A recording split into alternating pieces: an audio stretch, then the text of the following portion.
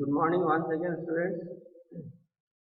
Last class में हम लोग टर्निंग मोमेंट डायग्राम देख रहे थे फोर स्ट्रोक इंजन का, और ये भी समझे थे कि टर्निंग मोमेंट डायग्राम होता क्या है इसमें, और टर्निंग मोमेंट डायग्राम से क्या सिग्निफिकेंस है, क्या हमको सीखने को मिलता है, क्या हम समझते हैं इससे, और ये हम लोग सब देखे थे। इसके आगे हम लोग आज देखते हैं और क्या पढ़ना है। ये सब कुछ क्राइटेरिया है जो रिसर्च बेस्ड है। टर्निंग मोमेंट में क्या क्या होता है जो दिखाया जाए। फोर सिलेंडर इंजन का लगभग 40% of energy of the cycle is temporarily store.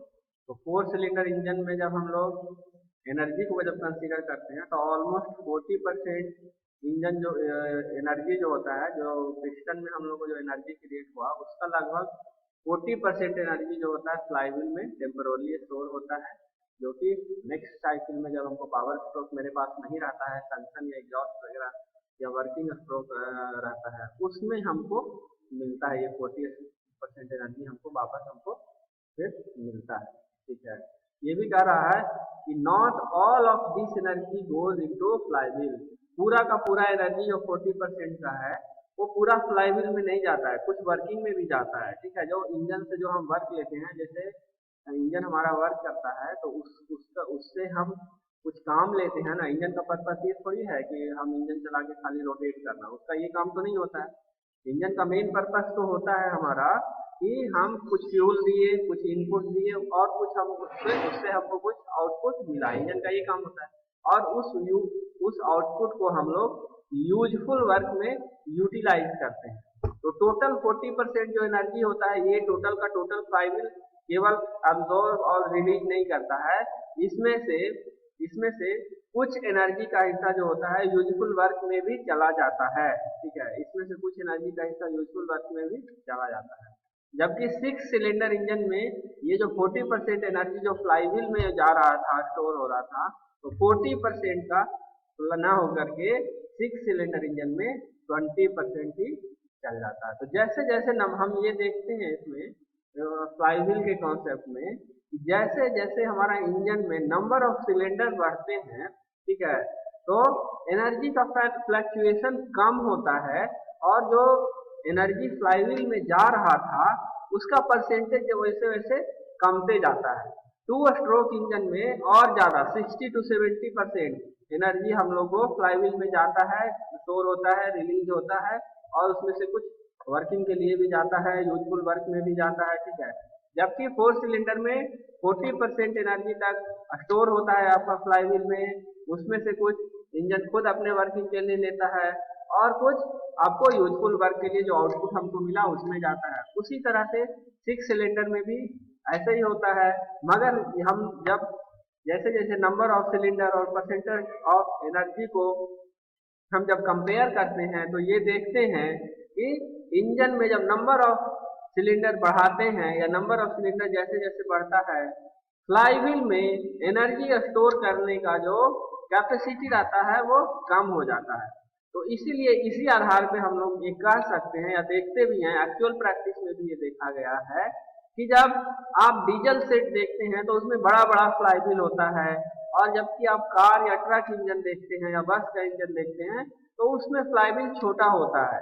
ठीक है ना, क्योंकि सिंपल डीजल सेट जिससे हम लोग सिंचाई वगैरह का काम करते हैं, ठीक है, उसमें बहुत बड़ा फ्लाईव्हील रहता है। 20-20 किलो, 25 किलो, 40 किलो तक का भी अगर बड़ा बड़ा डीजल सेट है तो 40-40 किलो तक का भी आपको रहता है फ्लाईव्हील।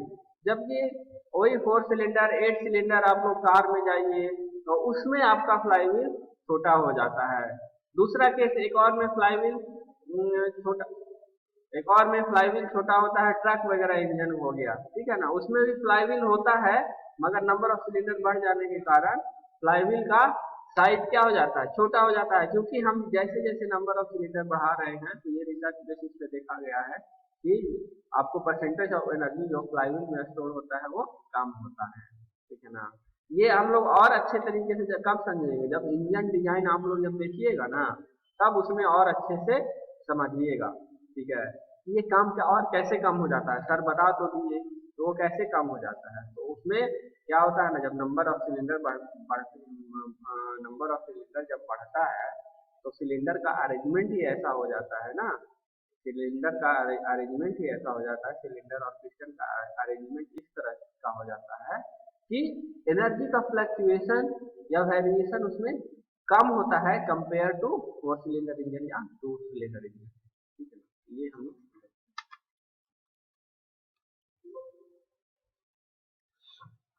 देखते हैं। जब टर्निंग मोमेंट डायग्राम में एक हम लोग को जरूरत पड़ता है जब न्यूमेरिकल सॉल्व करेंगे तब मोमेंट ऑफ इनर्शिया का। तो मोमेंट ऑफ इनर्शिया तो आप लोग पढ़े ही हैं, मोमेंट ऑफ इनर्शिया क्या होता है। तो moment of inertia I equal to mk², जिसमें k क्या है, k क्या है, रेडियस ऑफ जायरेशन। ठीक है ना, ये फॉर्मूला आप लोग खाली याद रखना, I moment of inertia, m mass of flywheel और k moment of radius of gyration.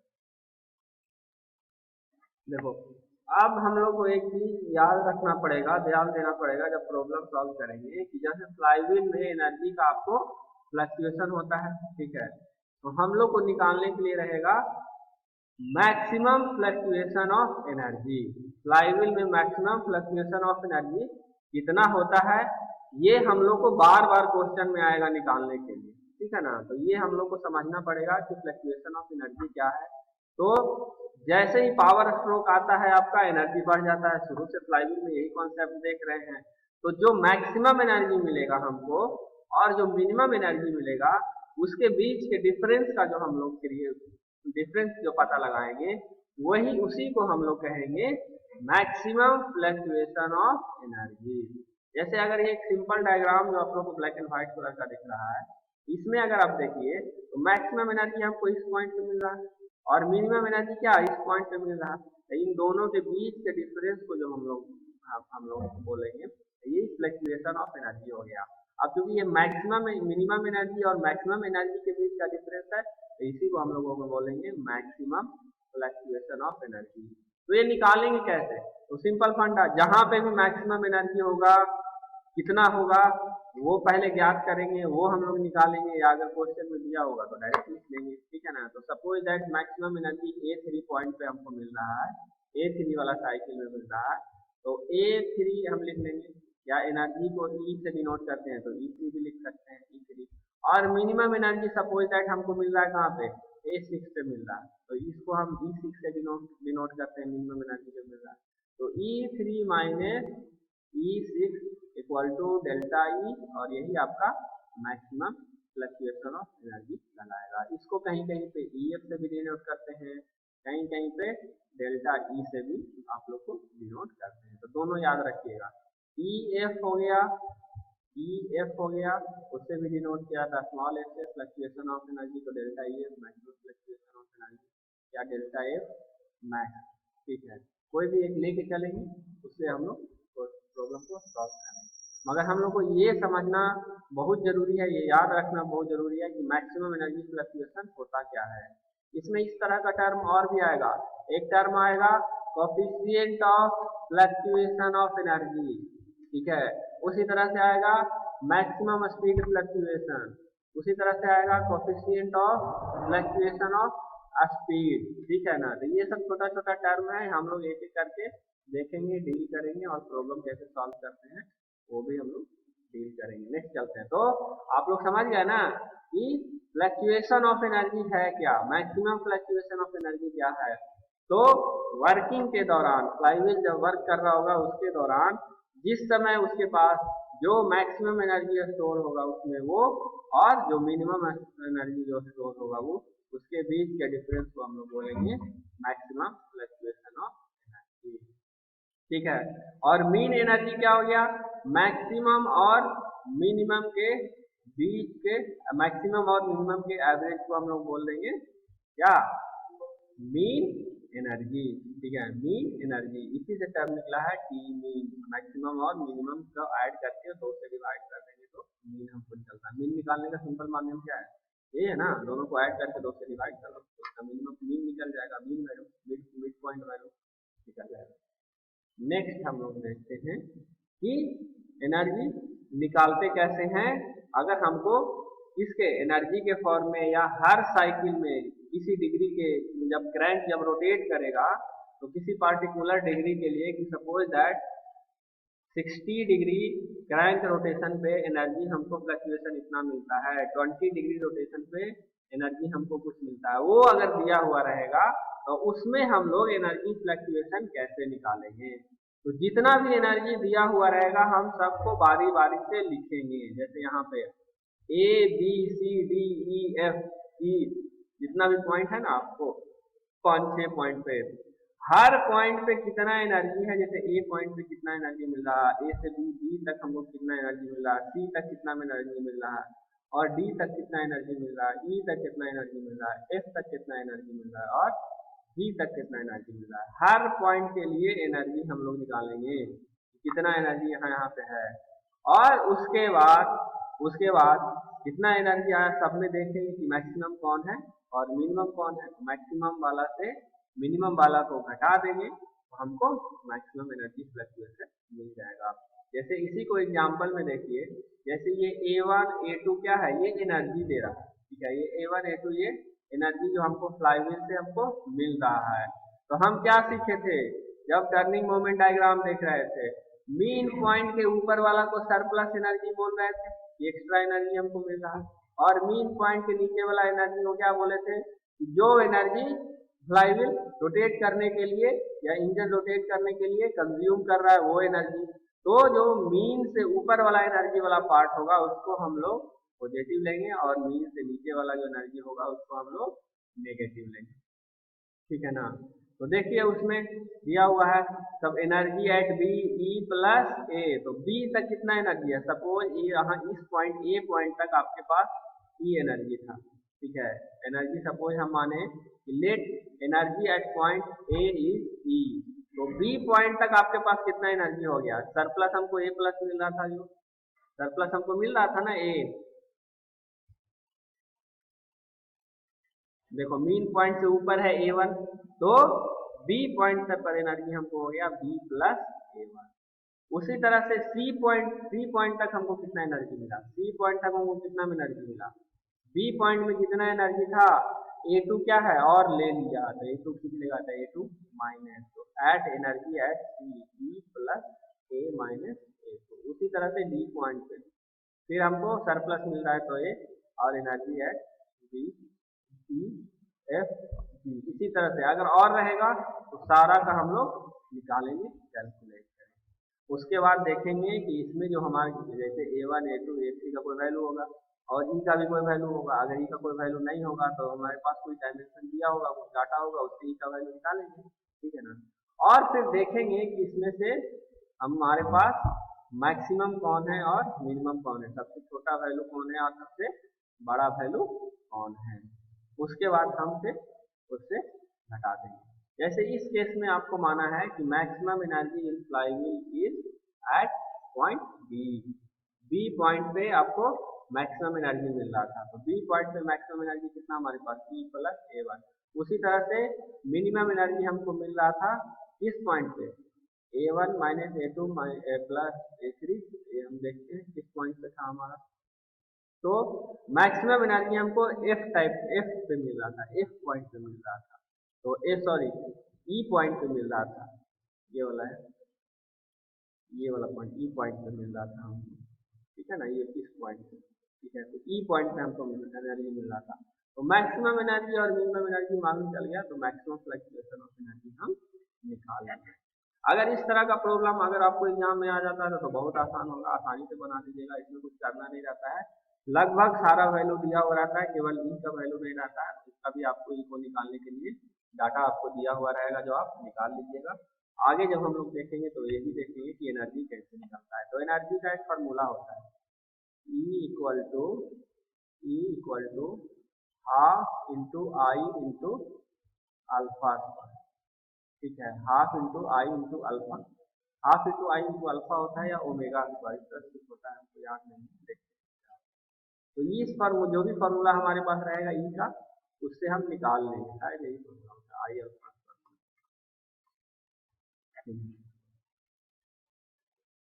देखेंगे सही फार्मूला क्या होता है जो आगे class. Next coefficient of fluctuation of energy. तो coefficient of fluctuation of energy ratio है इसका मैक्सिमम फ्लक्चुएशन ऑफ एनर्जी और वर्क डन पर सेकेंड का, ठीक है, वर्क डन पर साइकिल का। तो हम जैसे ही आपको पहले ही बताए थे कि छोटा छोटा ऐसा ऐसा ढेर सारा टर्म आएगा और इसी पे प्रॉब्लम आपका बेस्ड रहेगा, न्यूमेरिकल प्रॉब्लम इसी सब फॉर्मूला पे बेस्ड रहेगा, जैसे गियर ड्राइव में भी था, ठीक है, उसी तरह से फ्लाईव्हील में भी इसी पे फॉर्मूला बेस्ड सब प्रॉब्लम रहेगा। तो हम लोग एक एक करके फॉर्मूला अगर याद करते जाएं और फॉर्मूला को कैसे अप्लाई करना है ये समझते जाएं तो हमारे लिए न्यूमेरिकल प्रॉब्लम सॉल्व करना कितना आसान हो जाएगा ना। तो वो हम लोग समझते चलते हैं और फिर फाइनली जब सारा हम लोग क्लियर कर लेंगे फॉर्मूला और कैसे अप्लाई करना है उसके बाद न्यूमेरिकल प्रोसीड करेंगे, ठीक है ना। तो नेक्स्ट टर्म हमारे पास आया कि next coefficient of fluctuation of energy होता क्या है। ये सब छोटा छोटा टर्म है ना जो आपको एग्जाम में शॉर्ट नोट्स में भी पूछ देता है कि एक्सप्लेन द फॉलोइंग टर्म, ठीक है ना, उसमें ये दे देगा coefficient of fluctuation of energy. तो उस केस में आप लोग को डिफिनीशन लिखना है, डिफिनीशन लिख करके इसका फॉर्मूला लिखना है और इस फॉर्मूला में क्या क्या यूज होता है उसको एक्सप्लेन कर देना है, ठीक है। तो coefficient of fluctuation of energy is defined as ratio of the maximum fluctuation of energy to the work done per cycle. मतलब ये मैक्सिमम फ्लक्चुएशन ऑफ एनर्जी उस साइकिल में कितना है और उस साइकिल में वर्क डन हमारा कितना हुआ है इसका रेशियो अगर निकालेंगे तो coefficient of fluctuation of energy हमको मिल जाएगा। और इसको डिनोट किससे करते हैं, coefficient of fluctuation of energy को आप लोग डिनोट करेंगे CE से, C for coefficient, E for energy, coefficient of fluctuation of maximum energy, ठीक है ना, इससे हम लोग डिनोट करेंगे। इसमें मैक्सिमम फ्लक्चुएशन ऑफ एनर्जी तो हम लोग अभी निकालना सीखे पीछे वाला फॉर्मूला से, एनर्जी दिया हुआ रहेगा तो उससे निकाल लेंगे और नहीं रहेगा तो फिर क्या करेंगे, एनर्जी का एक और फॉर्मूला होता है वो आगे चल के हम बताएंगे, जैसे ई वाला जो फॉर्मूला था ना उससे भी निकलेगा, ठीक है। तो जहाँ पे ई मैक्सिमम होगा वहाँ पे E1 और जहाँ पे मिनिमम होगा वहाँ पे E2, दोनों जगह पे निकाल के फिर उसको माइनस कर देंगे तो उससे भी निकल जाएगा एनर्जी, ठीक है ना। तो वो हम आगे अगला क्लास में देखेंगे कि नेक्स्ट फॉर्मूला क्या था उसका, energy coefficient sorry maximum fluctuation of energy का निकालने का दूसरा एक अदर फॉर्मूला है वो हम लोग आगे वाला क्लास में देखेंगे। अभी coefficient of fluctuation of energy पे हम हैं, तो डिफिनीशन बहुत आसान है, इसको लिख भी लीजिएगा और याद भी कर लीजिएगा, फॉर्मूला याद कर लीजिएगा। इसमें एक और नया टर्म हमारे पास हो गया क्या, वर्क डन पर साइकिल। तो वर्क डन एक साइकिल में कितना होता है, वर्क डन क्या होता है, work equal to F into S होता है, पढ़े थे, work W equal to F S, W equal to F S 10th में पढ़े होंगे। Work done equal to force into displacement. तो फ्लाईव्हील के केस में वर्क डन क्या हो जाएगा, तो फ्लाईव्हील पे वर्क क्या लग रहा है, टॉर्क लग रहा है, तो हम लोग फ्लाईव्हील में वर्किंग टॉर्क कौन सा कंसीडर करते हैं, मिनिमम मीन टॉर्क को वर्किंग टॉर्क। और फ्लाईव्हील में डिस्प्लेसमेंट क्या हो रहा है, फ्लाईव्हील जब मूव कर रहा है तो उसका एक पॉइंट एक जगह से दूसरे जगह तक मूव कर रहा है, तो यही डिस्प्लेसमेंट हो रहा है ना। ये मूवमेंट किसमें हो रहा है, सपोज दैट ये A से B C D 3, A से B तक गया पॉइंट B, C D तक गया, D से फिर E तक गया और E से फिर अगेन A तक आया। तो ये मूवमेंट किस डायरेक्शन में हो रहा है, एंगुलर डायरेक्शन में हो रहा है, तो थीटा लगा देंगे। एंगुलर डायरेक्शन में जो मूवमेंट किसको बोलते हैं, थीटा से ही रिप्रेजेंट करते हैं ना उसको। तो वर्क डन पर साइकिल का हमारा फॉर्मूला होता है T mean into theta.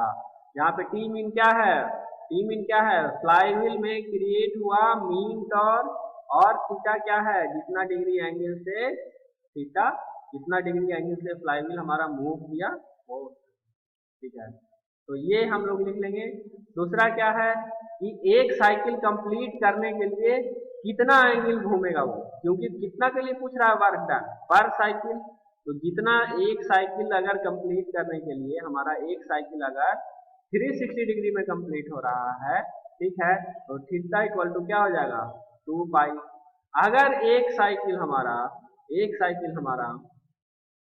2 rotation में कंप्लीट हो रहा है तो उस केस में थीटा हमारा क्या हो जाएगा 4 पाई। जैसे सिंगल सिलेंडर इंजन का अगर केस रहेगा तो सिंगल सिलेंडर इंजन में आपको क्या है 360 डिग्री में एक साइकिल कंप्लीट हो रहा था, तो उस केस में आप 2 पाई देंगे थीटा इक्वल टू, अगर क्वेश्चन में नहीं दिया हुआ रहा फिर भी, ठीक है, ये ट्रिकी क्वेश्चन इस तरह का रहता है कि आपको टी मीन दे देगा और थीटा देगा नहीं, लिख देगा कि ये 4 स्ट्रोक इंजन है, 2 स्ट्रोक इंजन है, तो आपको मालूम चलाना चाहिए कि 2 स्ट्रोक इंजन में कितना रोटेशन में एक साइकिल कंप्लीट होता है और 4 स्ट्रोक इंजन में कितना साइकिल में एक एक स्ट्रोक सॉरी कितना कितना कितना रोटेशन में आपका एक साइकिल कंप्लीट होता है, ठीक है।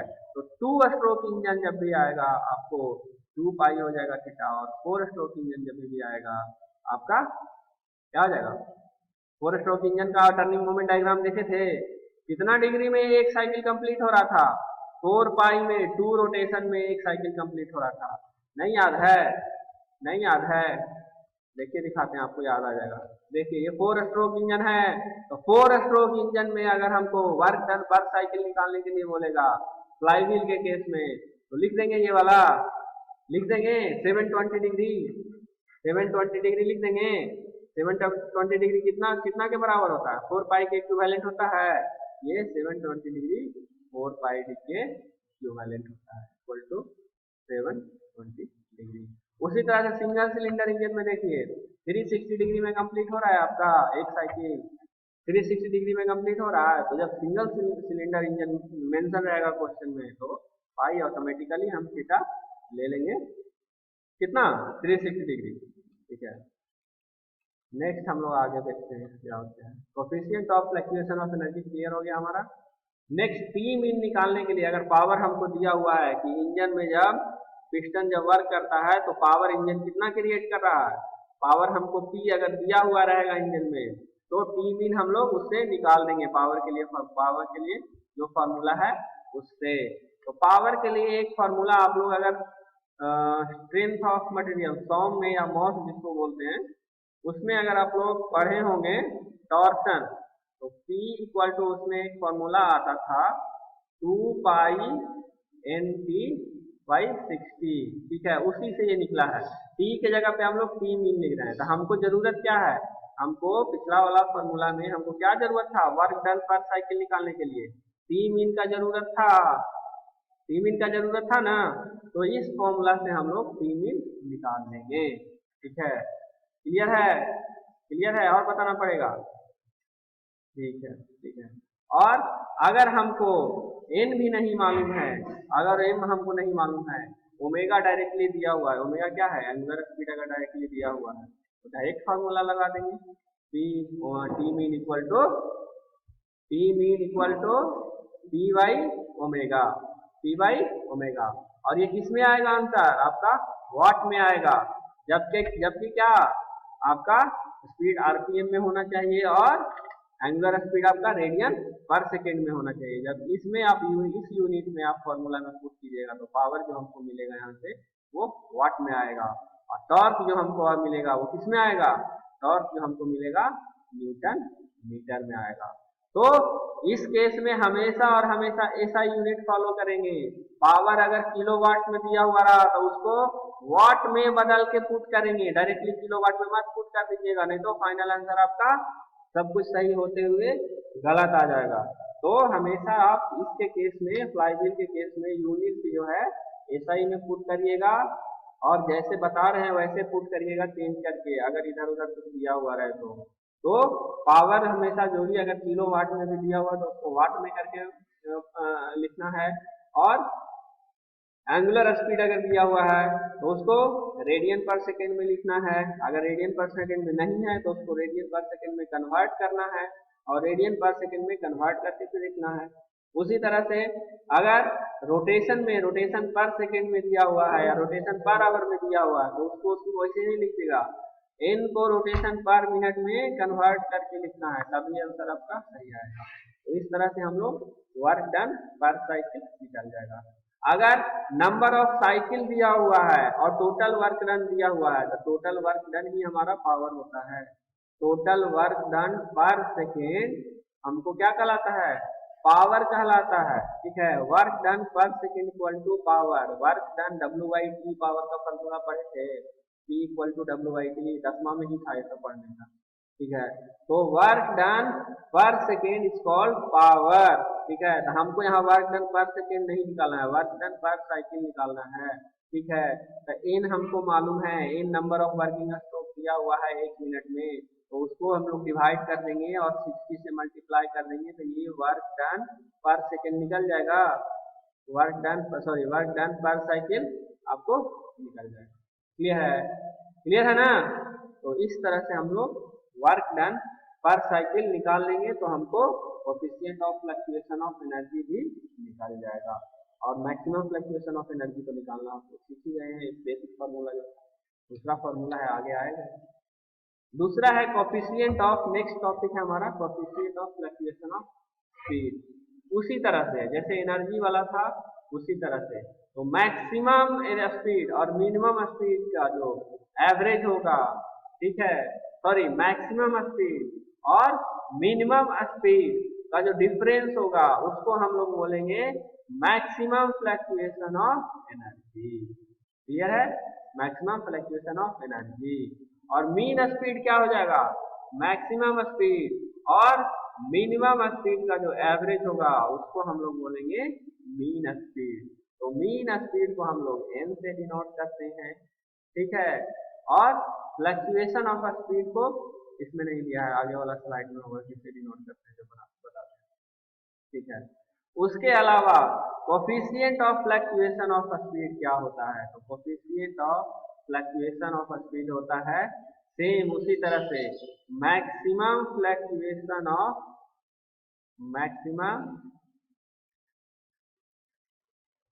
फ्लक्चुएशन ऑफ स्पीड और ये डिवाइड हो जाएगा मीन स्पीड से, डिवाइडेड बाई मीन स्पीड। इसी को हम लोग बोलते हैं coefficient of fluctuation of speed.